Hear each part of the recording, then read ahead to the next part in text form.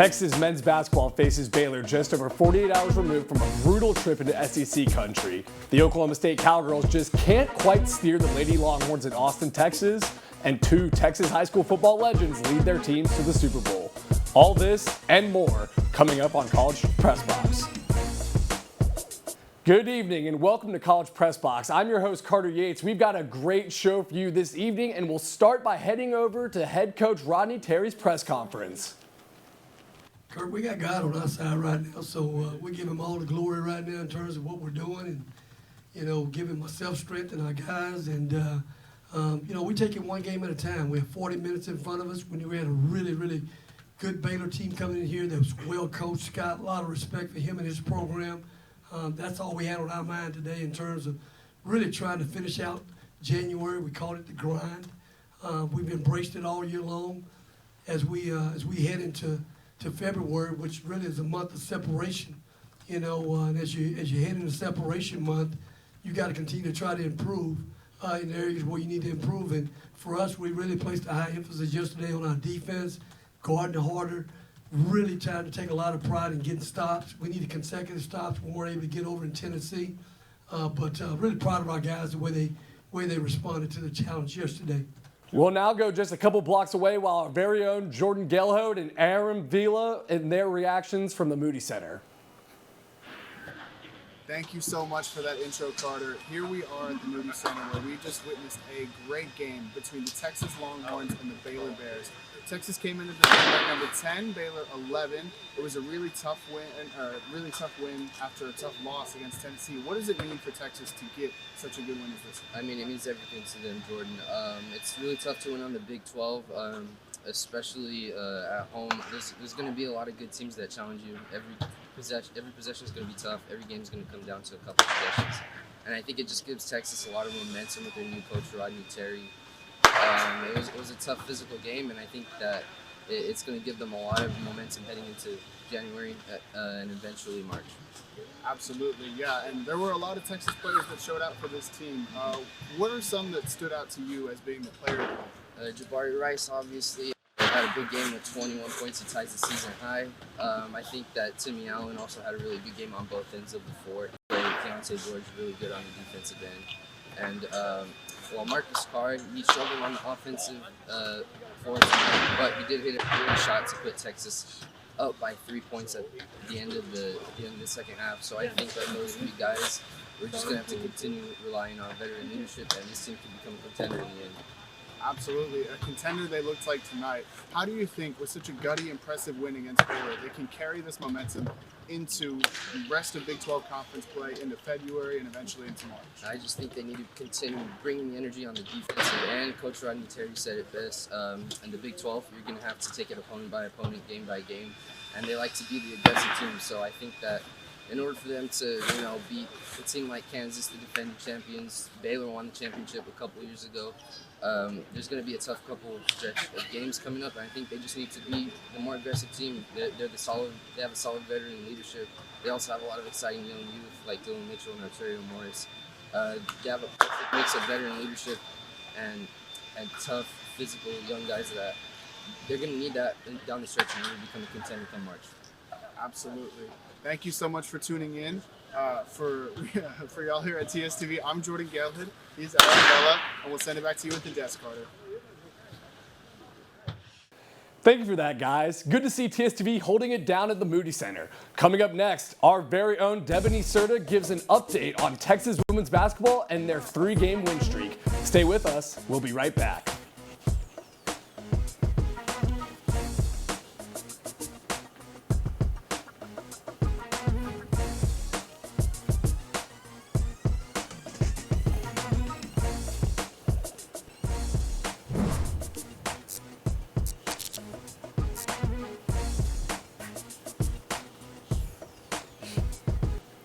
Welcome back into College Press Box. Texas women's basketball is back in the AP poll at number 24 thanks to wins over ranked Baylor and Oklahoma teams, as well as a dominant performance against Oklahoma State on Saturday. Let's take it to the Moody Center for the recap. And not even time to get the score bug working before Shaylee Gonzalez is off and running. The Longhorns cash in on the opening tip. And not much separation in the first, and Rory Harmon goes to work. Spin move into a step back for the mid-range J. But it's the passing that sticks out with Harmon.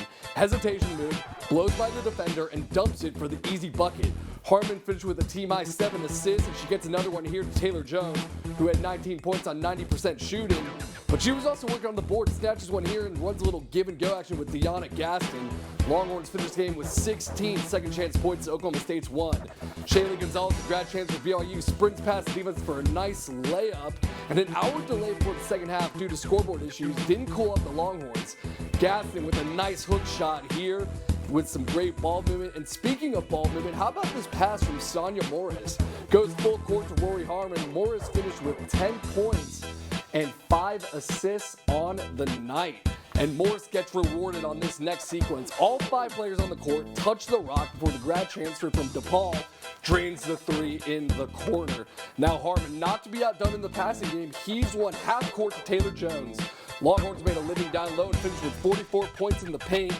Lead down to 4 late in the fourth, and Shaylee Gonzalez gives some breathing room. 17 points on the night for Gonzalez. And perhaps none more important than this layup off a crafty offensive rebound. The Lady Longhorns never trailed in this game, 78-69. And now I'm lucky to be joined by our women's basketball analyst, Debanny Cerda. Thank you for joining us, Debanny. You know, it's always great to be here, Carter. Thank you. So the Longhorns scored 78 points in back-to-back games against those teams from up north, the Sooners and Cowgirls. What's clicking for Texas on the offensive end? You know, both games were definitely crucial wins against the Oklahoma Sooners and both the Cowgirls from OK State. Things have been from the straight get-go. They're from the Moody Center, for the Longhorns. Something that people keep failing to see is that they were just unstoppable on the offense. Against the Cowgirls, we were able, 5 of our girls were able to get to double figures. Taylor Jones led with 19 points, followed right behind Shaylee Gonzalez, the transfer from Arizona, with 17 points. Rory Harmon right behind with 16 of her own, and Sonia Morris and Deanna Gaston both had 10 points each of their own. Offensively, we are dominating in the paint. Both Gaston and Jones are getting in there for their rebounds, and especially Jones, since Aaliyah Moore has been out, she's definitely been stepping in and filling in those shoes. She's definitely has shown true grit in the paint. Now, Harmon has been an absolute powerhouse. Of the guard last year, we've all seen how amazing she was. This year, there's definitely not slowing her down. With the addition of Gonzalez and Morris, these girls are confident with each other, and they definitely trust each other, and you can see that they are elevating their game since the preseason and is moving super duper fast. Yeah, Texas started the year slow at 3-3, but have really found their groove since and are 7-2 in conference play. So, Debanny, give us 2 players who have been the most crucial for Texas in this stretch. You know, I would have to give it to both Taylor Jones and Shaylee Gonzalez. Both are transfers, but if we take a look at Jones's game, she's an absolute force to come against when you're in the paint and battling it out. She has been dominant. Dating back to the Baylor game, the Longhorns had a total of 8 blocks. 3 of those were coming from Jones herself. In the OU game, Jones was able to put up 16 points and then went for 7 of 11 from the floor. Jones makes her presence known and has been stepping up her game since Aaliyah Moore has been out due to her injury. Now, guard Gonzalez has been scoring in double figures for 16 times this season, and for the sixth straight time just this season. She had a season high of 7 assists, 6 rebounds, 4 steals, and she has just been nothing but consistent as she is quick on her feet and just comes super duper fast and is very reliable on that fast break. Now, they're both very effective on the court. Gonzalez has just great overall court vision, and she's just very cautious with where her defenders are. And her adding to the addition just definitely brings the squad, just elevates their game just a lot more. Now, both are heck of a ball players, and them being on, Coach Schaefer just did a great recruiting, adding them on there. Just they're very versatile players and are ready to step foot on that court when they need to be on and own up for the team. Yeah, that they are, Debanny. And 2 games this week for the Lady Longhorns, and 2 road games at that. West Virginia on Wednesday, Kansas on Saturday. Why don't you give us a little preview for those 2 games? You know, for the West Virginia game, it's definitely going to be a tough one, which we're going to see a lot of defensive on the end. For the Longhorns coming in, I can definitely see them coming in the top, they just are going to have to guard their sophomore guard, Jaylee Quigley. JJ has been in, without a doubt, is what I would like to call the Rory Harmon of their team. She is an absolute force offensively, and she has been able to put double digits up there as well. However, I do think that, Rory and Shaylee are going to be able to keep up with her as well. They're just going to have to shut her down offensively and keep up and be on her like fly. Now, when it comes to the Kansas Jayhawks, one of the things that we should be keeping an eye on is going to be Tanya Jackson, which she was on the watch list for the Defensive Player of the Year. So there's going to be Taylor Jones is definitely going to have to step up in there in the paint, as she's really going to have to battle out for those rebounds if she wants the ball, which it's going to come down to a defense game, which obviously we're going to be able to put up. I do see the girls coming up on top of those on both games, but it's going to come down to who wants the win eventually. And well, thank you for that analysis, Debanny. When we return, Robert Gonsoulin is in studio to recap the NFL's Championship Sunday, so stay tuned. You won't want to miss it.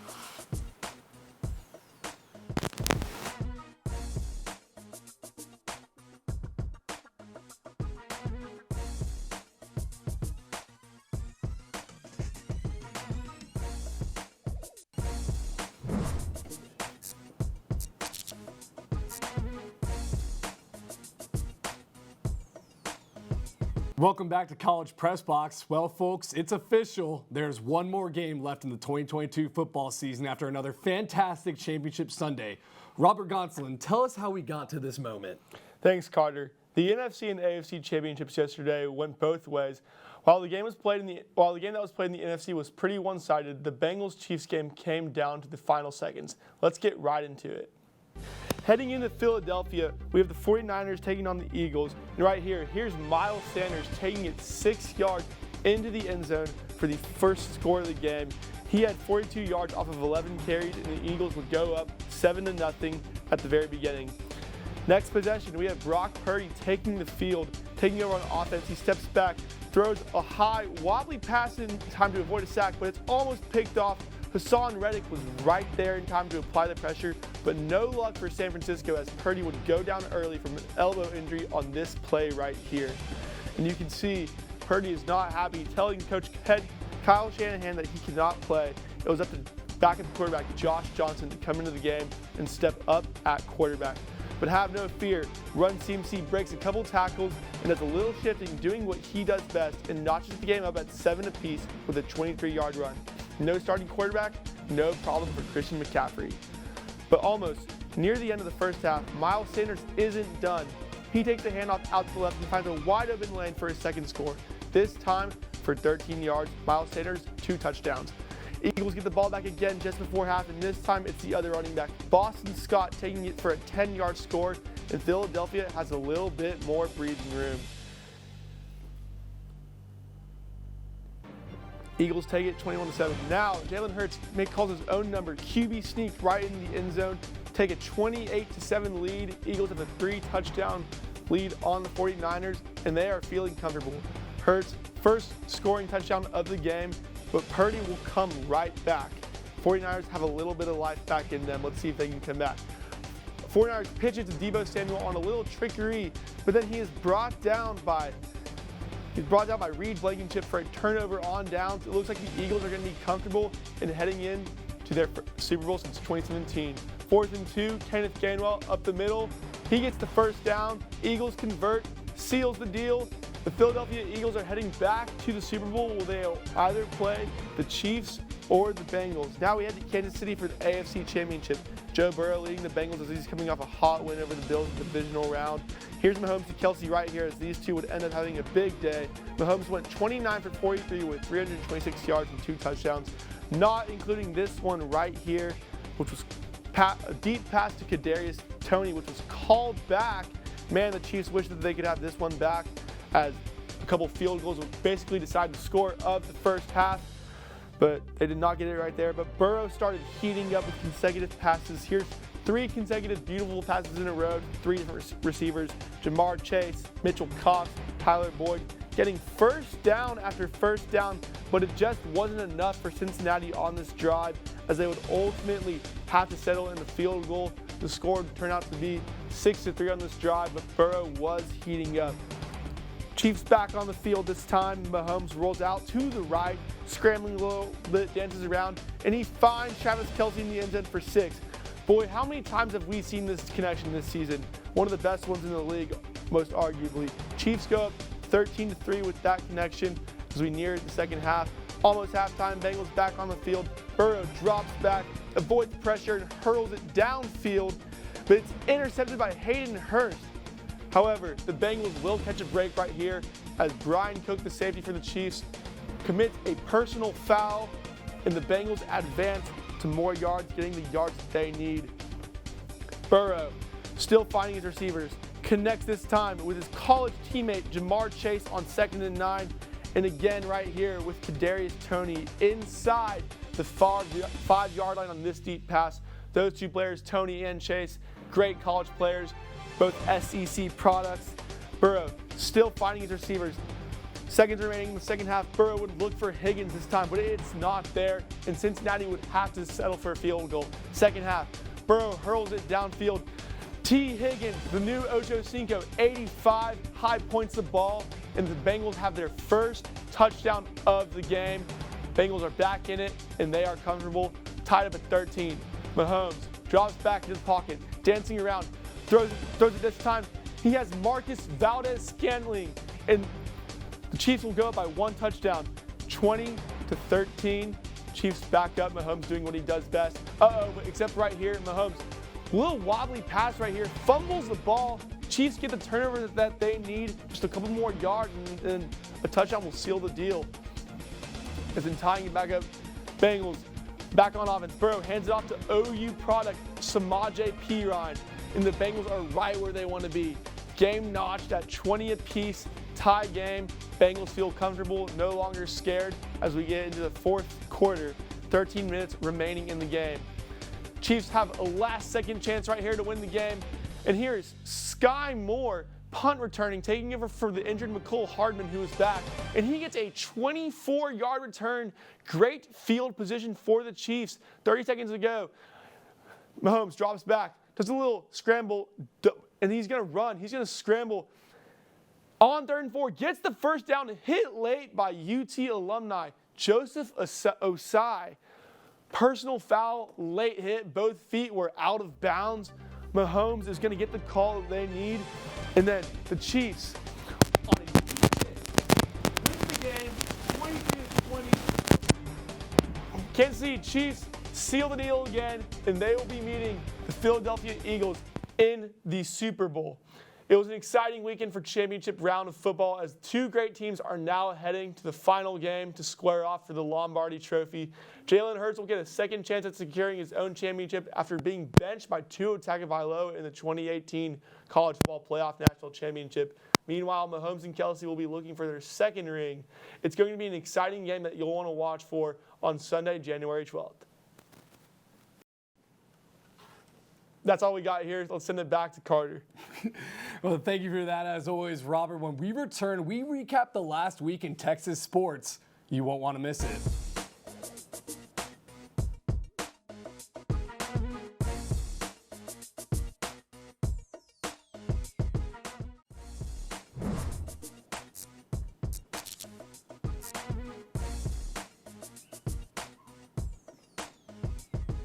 Welcome back into College Press Box. Let's recap this past week in Texas athletics.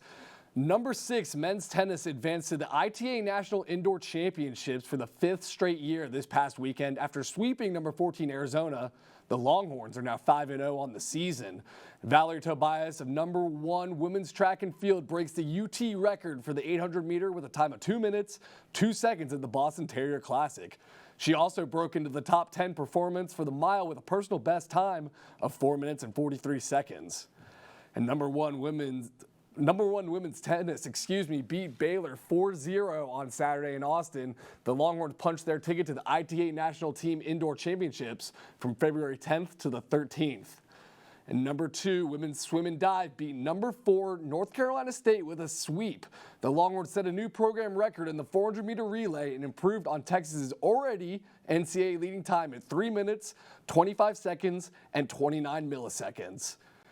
Now taking a look ahead this week in Longhorn sports, Wednesday night, women's basketball takes on West Virginia at 6 p.m. and we got Thursday off, but Friday back in action with men's and women's swimming and diving going up against SMU at 4 p.m. Saturday, once again, a packed day. Baseball has the alumni game at noon on Longhorn Network, and men's basketball facing off against Kansas State at 3 p.m. Women's basketball taking on Kansas at 4 p.m. And that'll wrap things up for this week's episode of College Press Box. Make sure to tune in to our other shows this week, including College Crossfire on Wednesday, Want to Know Sports on Friday. Thank you to our analysts, everyone in Master Control, our executive producer, Samantha Pearl, and for everyone else at TSTV, I'm Carter Yates. Thank you for joining us, and have a good night.